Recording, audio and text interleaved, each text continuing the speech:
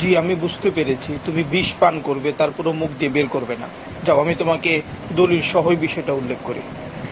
আমরা আল্লাহ তাআলা উপরে আছেন, এটাকে আমরা এই আকীদা আমরা রাখি না।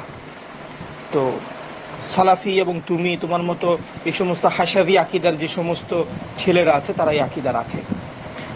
এখন তোমরা আল্লাহ তাআলার শেষ রাত্রিতে প্রথম আসমানে নেমে আসেন, এই যে হাদিসটা, এই হাদিসটা যারা তোমাদের মতো গুমরাহ যারা আছে এরা বুঝাতে চায় আল্লাহ তাআলা উপরে আছেন।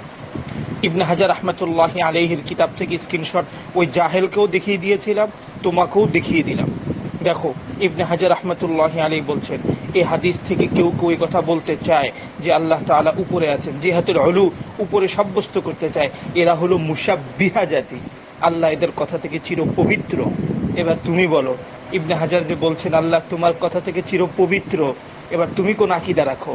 এখন তুমি যদি আমাকে উপরে না মানার কারণে আমার সম্পর্কে যদি ভিন্ন মত রাখো, তাহলে আমার আগে বলো ইমাম ইবনে হাজার রাহমাতুল্লাহি আলাইহি যে বলছেন এটা সহি আকীদা না, এবং এটা হলো মুশাব্বিহাদের আকীদা, যারা বলে আল্লাহ তাআলা উপরে আছেন। এদের বিষয়ে ইবনে হাজারের বিষয়ে তোমার কি ফয়সালা? আমি জানি তুমি এবার পাশ কেটে বলাবে, বলার রাস্তাটাও তুমি পাবে না।